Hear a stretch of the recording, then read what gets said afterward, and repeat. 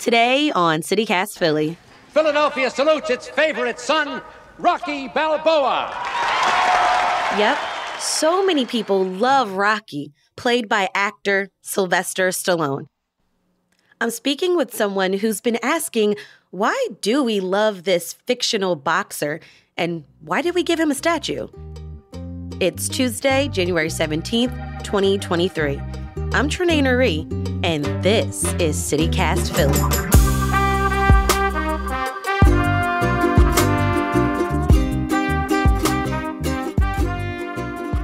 Paul Farber, you are the director of Monument Lab, and you also co-founded this nonprofit public art and history studio here in the city. Paul, your work focuses on how we think about monuments, and you have a new podcast, which debuted last week. It's called The Statue, which literally examines the statue. Paul, what's your connection to the Rocky statue? Well, first of all, Trenae, it's such a treat to be here. Thank you for having me on. I'm a big fan of the show. Thanks. Monuments are my life's work. I study them. I teach them. I build them. My organization has done an audit, the first ever one of America's monuments. But I will tell you, as a person who's born and raised in Philly, even I kind of wasn't paying close attention to the Rocky statue. And it was really a thoughtful nudge from my mom, Ruth, who's a retired Temple professor and a lifelong Philadelphian, who said, really, like, when you're teaching about Philly, when you're thinking about Philly, go take a look at the line.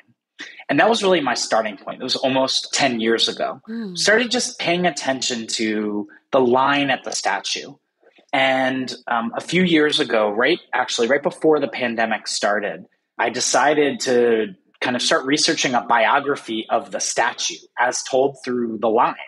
Like, people come from all over the world, all over Philly. And just around the timing of that, because it was right around the COVID shutdowns, I had more time. So I started watching all the Rocky films, the Creed films again, doing the research, and just spending almost every week at the statue itself and just paying attention to how it fits within the city. And then having a chance to work with amazing producers at WHYY Digital Studios, we were able to then really look and see how deep it is. And I just think one of the first things we kept finding out is that, there are millions of people that go every year to the Rocky statue. And I'm saying more that the numbers you have rival the Statue of Liberty, are more than double than go to the Liberty Bell. So it's really worth understanding what is happening at Rocky and what that tells us about our monuments more broadly. I completely understand how you feel. I mean, as a Philadelphian, you see, there are the tourists, they're checking out Rocky. We've kind of heard the story.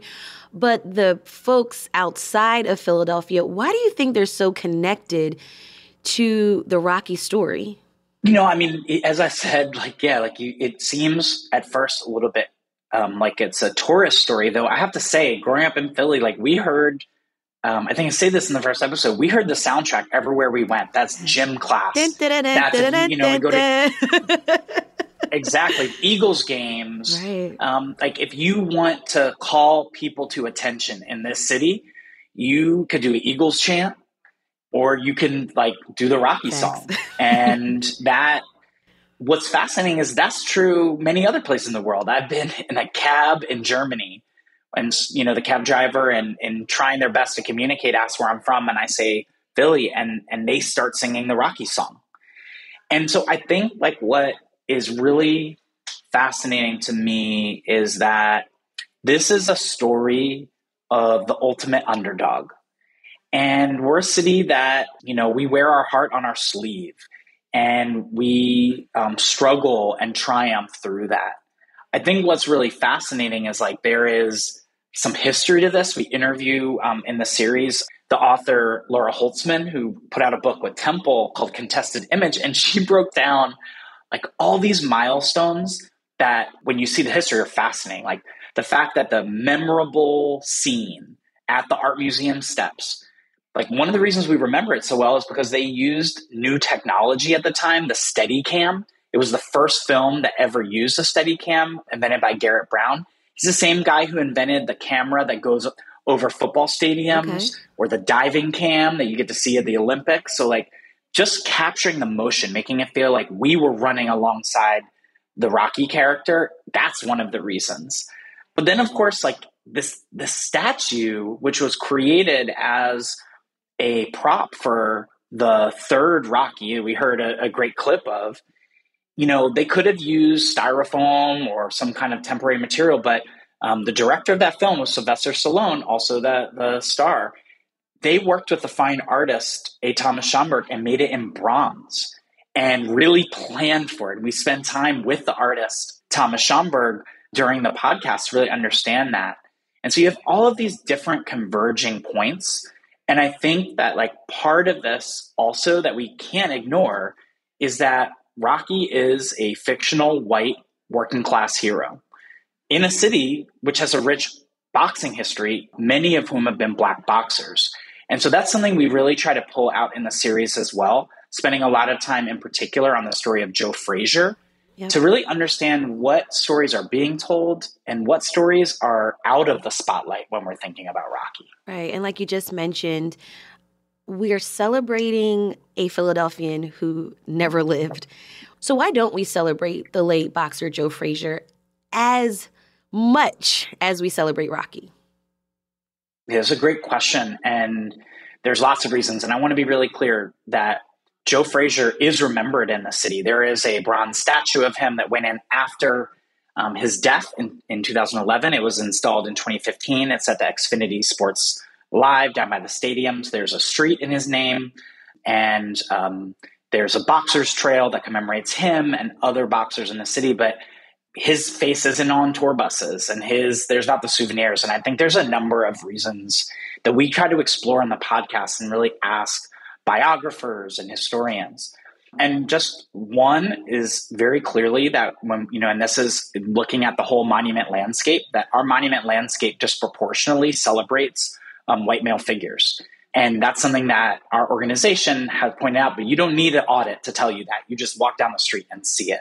And so I think that's part of this. I think part of it is that any Hollywood story is written for you to root for that person, right? And the complexity of real life folks is harder to take in. One of the stories that we really dive into is the story of preserving what was Joe Frazier's gym, and which is still on North Broad Street. Has received special designation to be preserved and not demolished, but it's like awaiting its next life and really has been an important point. I think that the other thing I would just note is like there are some real particularities of the story of Joe Frazier within Rocky that are really important to note that we explore in the series. So, one of them is that Joe Frazier worked at a slaughterhouse and punched meat, and he would run up the art museum steps as part of his training. That sounds familiar. And that was incorporated. It sounds familiar, right? That was incorporated into the Rocky legend, as were some of the stories of other boxers and Sylvester Stallone's own life circumstances. And then you have Joe Frazier starred in Rocky I as a cameo as himself. And Rocky III, the movie that we see the statue enter into the series kind of universe, that was actually potentially going to be Joe Frazier playing the role of the opponent to Rocky Balboa. That was the original intention. And there's been stories that have circulated that Sylvester Stallone and Joe Frazier got in the ring, which resulted in Sylvester Stallone getting some stitches, and they realized they called it all off. So I think we got to really pay attention to this in its complexity, which is Rocky is a beloved place where people go. It's extraordinary and it's ordinary to have a space where we have undervalued and under-resourced and under-spotlighted the story, not just of real-life Philadelphians, but of Black history in this city. Right. And speaking on the complexity of this entire story, also in episode 1, you discuss how not everyone loved the Rocky statue initially, right? Yeah, I mean, there's right now when you encounter the statue, it's at the base of the steps, off to the side. But when you go to the steps, some people will call them the art museum steps, but most people, we call them the Rocky steps. That really is something that has been cemented in our minds. But the statue wasn't always there. It has moved like in several different ways that actually give you not just a great insight into the Rocky series, but how monuments often come and go and are placed because someone had time, money, and power to do so. I think it's just so fascinating. Like, you have this object that was made with a monumental material that was made for several shots in a film that was kind of left behind either as a marketing idea or maybe because like it was a bit of like a public art intervention. And then you have that statue stay at the top of the steps longer than it was supposed to, leave, come back for certain cameos as almost a character, and then leaving, going to the Spectrum, going to storage, and then being brought back. And it's just something about like this statue and maybe even the Rocky character, though they're fictional, it's like when we talk to people in the series, it's a real life resident of the city. Like, in fact, sometimes we would be talking and get confused. Are we talking about Stallone? Are we talking about Rocky? Are we talking about the statue? Are we talking about the people who stand by it? And actually, that's really fascinating. And I think it's true of all monuments, just not all monuments people have this constant pull to. And so there's a way in which this is, a movie series that premiered almost 50 years ago, a statue that appeared on screen 40 years ago, and yet it feels fresh. And that's worth paying attention to. So I love the blurring. We say in this series that life imitates art, and art and life are always blurring.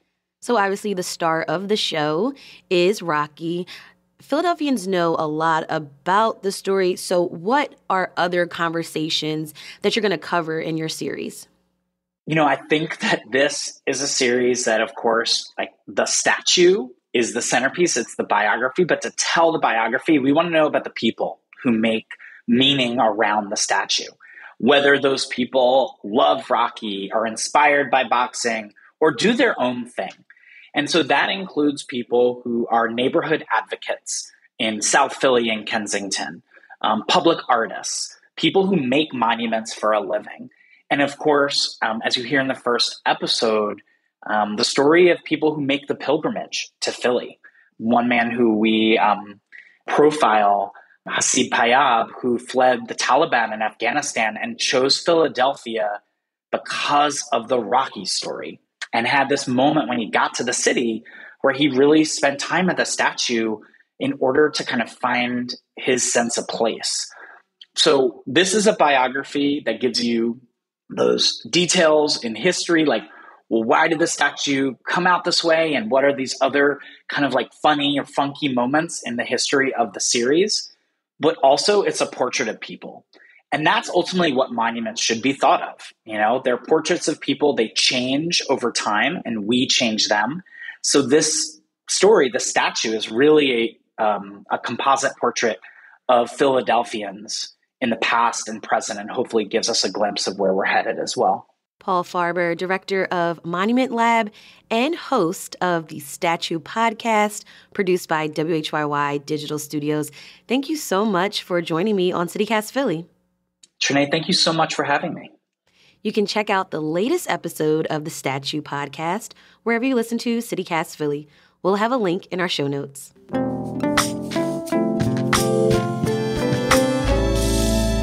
And here's what else Philly's talking about. SEPTA is bringing historic trolley rides. According to CBS 3, the transit system is restoring trolleys that date back to the 1940s. We're talking World War II era. This multi-million-dollar project, which would bring back rides on Route 15 along Girard Avenue from Fishtown and Port Richmond to West Philadelphia. SEPTA hopes to have about a dozen trolleys running by September. And speaking of traveling, if you'll be passing through the Philadelphia International Airport, you might see some animal friends.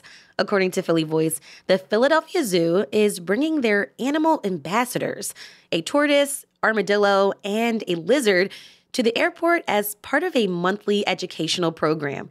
The next appearance is this Thursday, January 19th, from 1 to 3 p.m. The show takes place near the food court between Airport Terminals B and C.